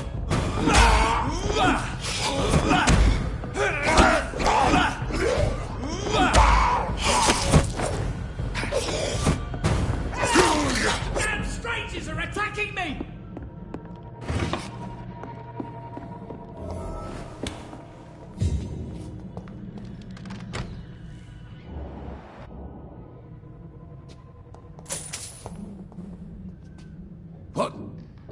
What happened? Who are you? It's all right, sir. You're safe now. Oh, a fellow Englishman. Thank you, sir. For a moment, I thought those bloody heathens had killed me. What are you doing here? This place is not safe. Yeah, it's a cesspool, but it's mine. I came to collect some overdue rent, but those who still live here have gone completely bonkers. You're very lucky to be alive. Yeah, filthy immigrants. Fucking savages, every one of them. And now with this bloody fever, they're just animals. You can find safety of sorts in Whitechapel. If you're quick and cautious, you'll be able to avoid the savages.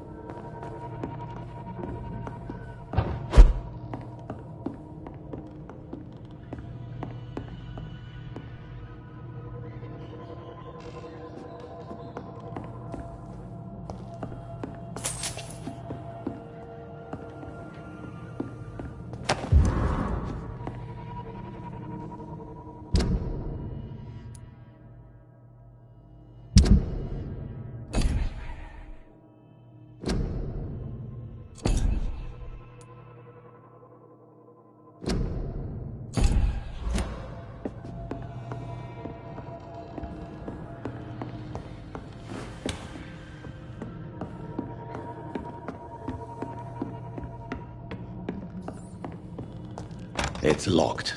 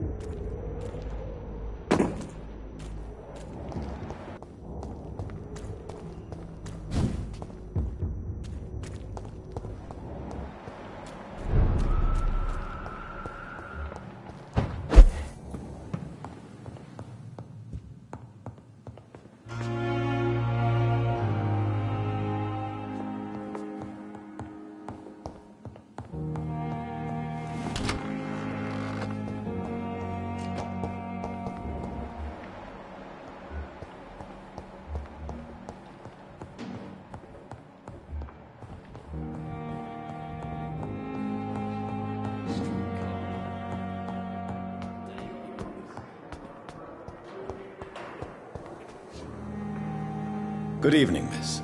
I'm Dr. Reed, the new surgeon at the Pembroke Hospital.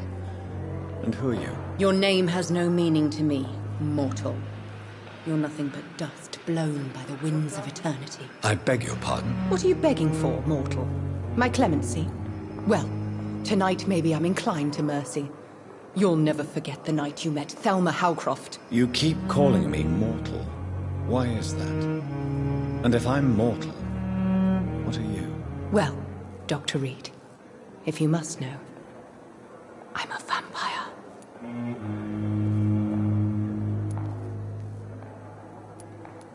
Have you heard of any blackmailing going on within these walls?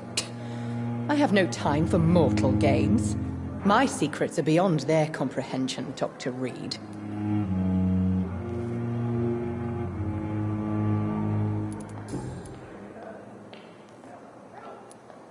And why do you believe you're a vampire? I don't need to believe anything. It is what I am. It is what I feel within this hollow shell of flesh.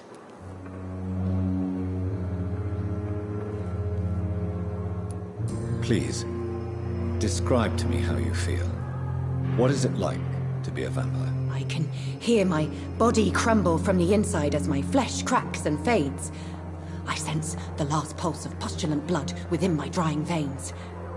I need new blood. I see. Have you ever heard of Cotard's syndrome, Miss Howcroft? Never. It's a mental illness discovered by a French neurologist named Jules Cotard. The affected patients are delusional. They believe that they are putrefying, that they are dead, a ghost or a ghoul, or in your case, a vampire. Delusional, you say? Oh, sad and petty mortal. You can't even begin to understand the concept of immortality. And you think it is I who am delusional. I'm assuming you must be a patient here. Am I right, Miss Howcroft? It's only a cover. To hide from my enemies. I can leave whenever I want. As a woman, a spirit, fog, or bat. Who are these enemies you mentioned? Can you describe them? I cannot say for sure. But I sense their eyes on me from nearby. I feel them watching me every time I visit the garden near the morgue. The staff here are not your enemy. They're here to help you, to care for you. I'm not speaking of the doctors in white. I'm speaking of the men and women who hunt me. For I am a vampire! I see. Don't worry. These people will not find you here. I'll personally make sure they leave you alone. Thank you, mortal. But do not interfere with them, for you are no match for those that hunt me.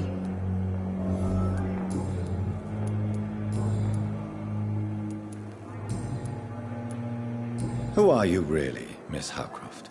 I mean, apart from being a vampire. Is that not enough for you, puny mortal? What do you require? Proof of my powers? I'm curious to know who you were before becoming a vampire. No, such a long time ago, I don't remember. Centuries of unholy life can have strange effects on one's minds, you see? I'll leave you, Mistress of the Dark, to your nocturnal activities.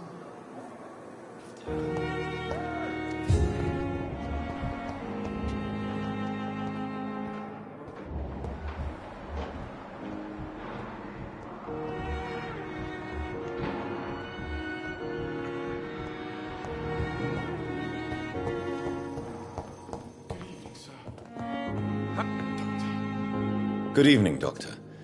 I believe we're going to be Dr. Reed. Thank you. I am Thrust. Have you heard any talk of blackmail going on in the hospital? If you're running some official inquiry, you had better question the patients. Please, could you... I'm a great admirer. I based my... I'd rather not talk about it. For now, it's just theories and first approach. As long as you're cautious and methodical, you may remain empty-handed, but you won't fail. You're not the first one to warn me, but I am convinced.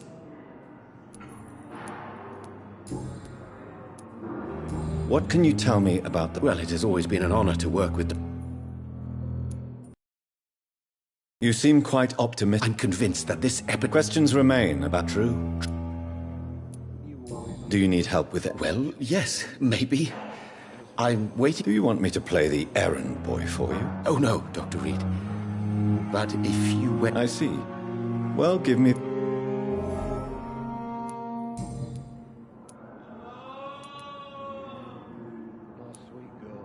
Please, could you tell me... I'm a great admirer of... What made you... I'm not ashamed to admit you and your... It's always a pleasure to... This epidemic may be the...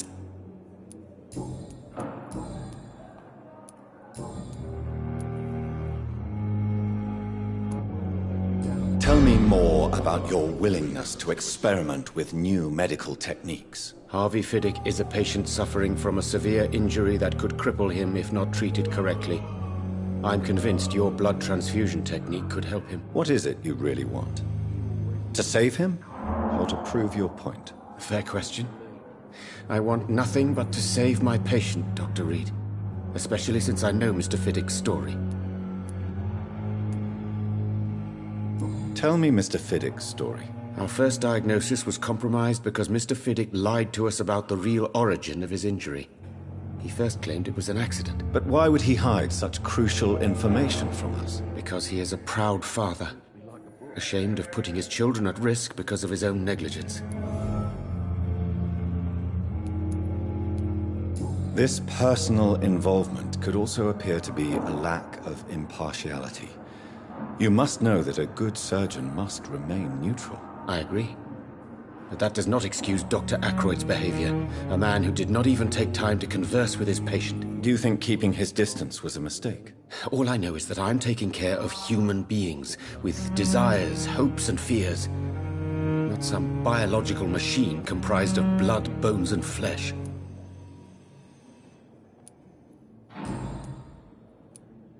Tell me, Thoreau, what's the real cause of your dislike for Dr. Ackroyd? He refuses to admit that your blood transfusion technique is the only way to save Mr. Fiddick. I'm convinced we must use it. What Dr. Ackroyd really said is that you lack the skill to perform this operation efficiently. Is there anything you have to say about this? It's a false conceit. Dr. Ackroyd secretly envies your reputation. His jealousy blinds him. I'm not the real target here.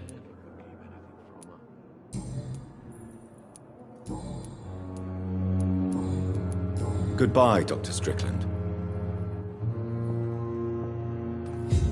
You always knew the words to calm the children, Ellen. As for me, what a blundering idiot.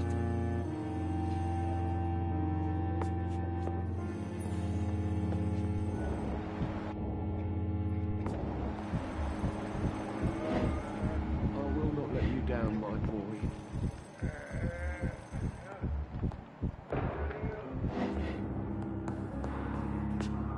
Good evening, sir. I'm Dr. Reed. May I help you? I don't know if a third opinion is needed. Your colleagues are already arguing about my condition. I see. I'm Harvey Fiddick. All I want is to get me bloody arm fixed properly. Have you heard talk of any blackmail here at the hospital? No. Nothing. Have you heard talk of any... No. Nothing. Tell me about the doctors who are arguing about your case. Strickland and Ackroyd. They both want the best for me, but there's a lot of pride there. Doctors are no different from carpenters, it seems. What do you mean? I often had professional arguments with rivals on a building site. Difference is I disagreed about wooden nails, not flesh and bones. Tell me about yourself, Mr. Fiddick. I'm just a regular guy waiting to get his arm fixed, so I can return to work. And to my family. I was more curious about what you were doing before being hospitalized. I'm a carpenter. And a good one, too. But that means I need both arms to feed my family, Dr. Reed. Are you satisfied with your treatment here? Well, it's clear that I've chosen a bad time to be injured. Forgive my bluntness, but you seem overwhelmed by cases of the flu. I won't lie to you about it. I'm afraid we are. Are you sure you don't want to operate yourself, Dr. Reed? I have the feeling you're very capable. And your colleagues seem to think so too. In other circumstances, you would be right. But for now, I don't think I can take on the responsibility. My apologies. Tell me about your injury, Harvey. Why do you feel so guilty about it? My wife died because of me. And now I may lose everything because I've been careless enough to hurt myself. What an arsehole.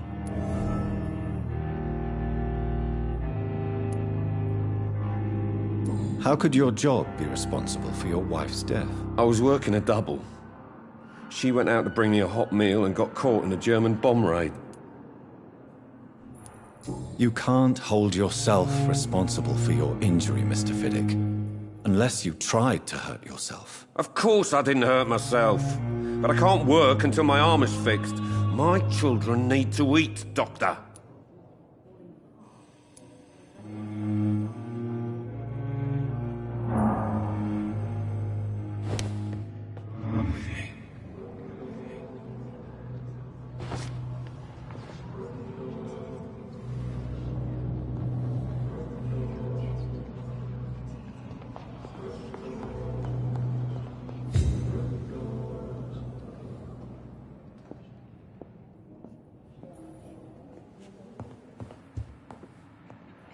I will not let you down, my boy.